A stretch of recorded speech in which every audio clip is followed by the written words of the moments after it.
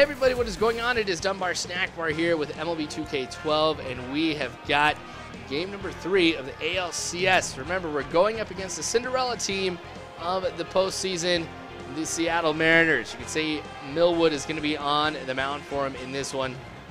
Frankly, not too worried. I haven't had too many problems against Millwood in the past. He really did pretty good this season, though, if you take a look at some of his stats. I'm going to have Turner on the mound for me in this one. I know it is game 3, and I'm going with my number 5 starter, but I'm trying to mix things up here because I want to be able to spread things out a little bit. I want at the beginning of the series to have my best pitchers and let them rest over time to be able to get to the end here if I need them again. So I'm kind of spacing things out a little bit. First hit of the game for me here is going to go into left field, and that one is going to go to the warning track, actually bounce off the warning track. Allow me to get a double right here. This is what I like to see. Austin Jackson got out at the beginning, so here we go with Johnny Peralta at the number 2 spot, going ahead and getting a 2-bagger. So this puts me in a good position, hopefully to be able to bring him home, considering that the big 3 are coming up next. So here's batter number 1, Victor Martinez, but he's going to go ahead and get walked. So great eye right there on my part just to be able to let those go, kind of be more patient at the plate. Miguel Cabrera getting a big hit. This one in the left field. He's going to get robbed, but that's going to allow me to go from second over to third. Look at that. Peralta is just going as if it's nothing. But unfortunately, these guys are not going to be able to come home. So we're in the bottom of the first now. Cool. All right, so this is going to be the first hit of the game for the Mariners. It's going to roll into right field. That's going to be a double of their own. So they answer with another 2-bagger right here. Now still runner on second. Ball 1. That slider's going to be low for ball number 1 here to Jesus Montero. But that one, on the other hand, not going to be the case. It is going to be a home run. You can see Brendan Botch isn't even going to try and go for it here. So his first home run of the postseason, or his 0th, but 387 feet. That is a bomb. So, with our first game at Safeco Field, this is not how I would want the first run to be able to get on the board. I wish it was me getting the home run instead, but I'm just going to have to go ahead and bounce back. So, Jesus Montero really getting it done. That's going to be 2 runs for him as well. So here we are in the second inning, 2 outs, 2-0. I've just had a lot of 2s. Delman Young, though, answering back here with a home run. Granted, it's not a 2-run blast like we saw with Jesus Montero, not even like 30 seconds ago. But I think that that's going to go ahead and make a statement. We are not down. We are not out. There's plenty of game ahead of us. Delman Young, huge blast. May not look like it from the scoreboard, but at least for me, gives me some confidence and helps me to realize this game is not done. Not even close. All right. So now that we've gone ahead and we have cut the lead in half from 2 runs down to 1, we're going to keep going with this here to see if we can build upon this here in the second inning. All right, actually, we're at the 3rd. Victor Martinez. Gonna go ahead and get that hit into right field. So obviously I didn't do anything else there in the second inning. But that's okay. Not gonna worry too much about it. But the big 3 getting things going right here. Miguel Cabrera getting a hit into right center. That goes over the second baseman's head. And that's going to put runners on 1st and 3rd. So we do have 2 outs at this point. So, of course, I'm not going to be able to go ahead and try and steal second with Miguel Cabrera. But here's Prince Fielder. He's been very solid throughout the year, and he comes through right here for me again. Pretty close to where we saw that last hit take place, a little bit more into right field. But that does allow us to go ahead and tie the game up at 2 runs apiece. So a clutch hit, I would say right now, for Prince Fielder. Just kind of getting us back here, almost like we're restarting the game. So even at 2, not quite done yet, though. That one's going to go into center field. Rounding 3rd, coming home, barely make it there, too. So Prince Fielder really getting the wheels on for this hit. Going from 1st all the way over to 3rd. I would not have expected that out of him, but hey, he's plays are going to happen every once in a while. I took a risk, and it did end up paying off. So thank you, Alex Avila, for that hit. Detroit Tigers are now in the lead, and I feel a lot more comfortable because I think that this game has been the first time I've actually been down against the Mariners all series long. The Mariners, though, I got to give them a lot of credit here at this point. I mean, they are getting a lot of hits against Turner. Now, I was expecting this because, as I mentioned, Turner is not my best pitcher by far, and he's had some problems. Speaking of problems, here's Ryan Rayburn, who cannot go ahead and stop that one. Then a bad throw over to first is going to allow the runner to actually end up rounding second and head over to third and make it there safely. That was a perfect storm of problems, and I'm really thinking that after this one, I'm just going to go ahead and I'm going to be playing Marco Scudero here instead of Ryan Rayburn at second base for the rest of the series. But Jackson's not going to be able to get to that one here as much as I want to go ahead and stop the runner. Not going to be able to get him after I go ahead and make a throw over to third, and then I decide to go home, but still I don't think I would have been able to stop him. And who knows, maybe the runners might have advanced even further than they are right now. So we're going to go ahead and we're going to be okay with this right now. It goes ahead and, of course, ties the game up one more time, this time at 3 runs apiece. 4th inning, 1 out here. This one, 6-4-3, double play. So it's good to see the defense is going strong too, because really I don't get to show the defense too much in this game. You guys haven't seen any strikeouts at all. But Victor Martinez going ahead and hit this one into the corner. That's going to allow him to get a double. So really, Big Three have had a pretty solid game thus far. Miguel Cabrera once again, this time in the 5th inning, helping us out. That's going to allow Victor Martinez to tag up from second, head over to third.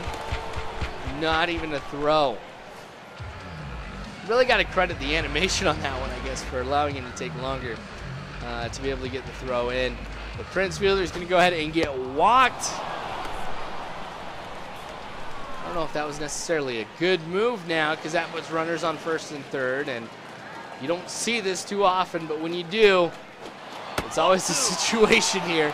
But Prince fielder stealing second and getting there without a problem. Whenever you have those runners on first and third, you've got less than 2 outs. Go from first to second because it's a free pass every single time. All right, 2 runners in scoring position now, 5th inning, 2 outs. Brennan Bosch up. This one is going to be deep enough here to be a home run by quite a bit, actually. 369 feet. It seems lately I have not had too many times where I've gone ahead and hit the home run, and I knew it was going right off, or I knew it was going to be a home run right after it hits the bat, because you can actually take a look at the, I don't know if you want to call it a mini map or something like that, but if right after your player hits the ball and it says H and you didn't go ahead and tell him to go home, yeah, you better believe that this is going to be a home run. 6-3 is going to be the score now here in the bottom of the 5th. I know the Mariners are not done yet. Still getting some hits against Turner. Now at this point in the game, I really could go to my bullpen. I have been able to relax it for most of the postseason thus far. It'd be like a nice job, if you're a bullpen pitcher for my Detroit Tigers, because there's nothing you have to do. Double play right there is going to help me out, of course, to destroy any momentum being built that inning. So it's actually a bigger deal than you would think. Because even though they're getting the hits, I could stop that. That's why I'm going ahead and keeping Oswalt in, even though, like I was mentioning, the bullpen is well rested. I haven't been using them. The thing is, Oswalt hasn't been doing too bad either, and I don't want to unnecessarily use up somebody's energy that I might need down the road. When I've got the lead by 3, I'm not going to go ahead and start risking anything. I'm going to play the game very conservatively and just kind of do what I can to help my team, just thinking of the long term.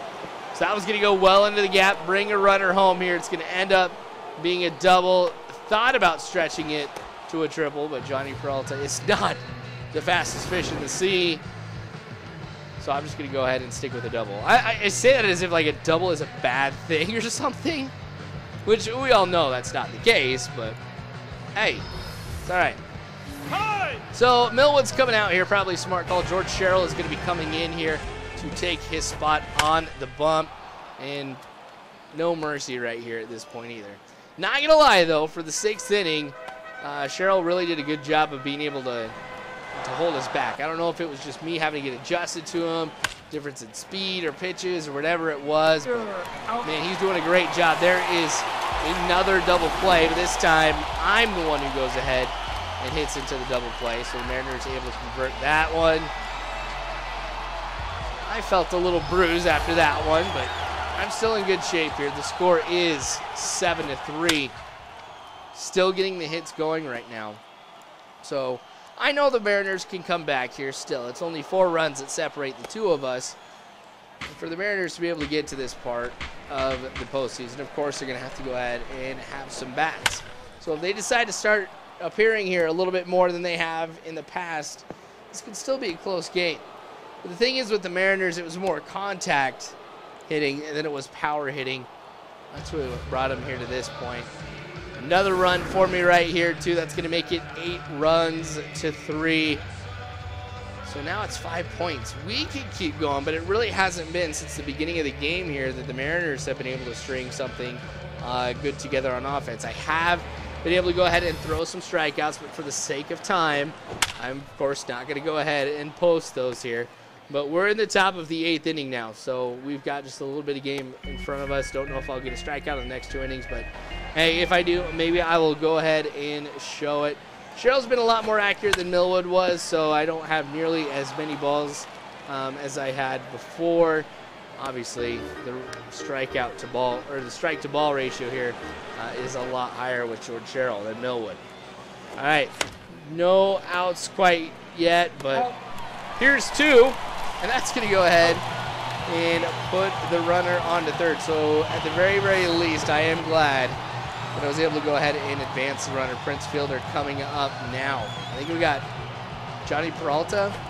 Strike 1. I think he's the one who is on third right now. Swinging at that one here for the slurve. Probably not the best call that I have had. I was a little bit off on that one, but I'm going to have that every once in a while. There we go. That one's going to go into right field. Bring the runner on in.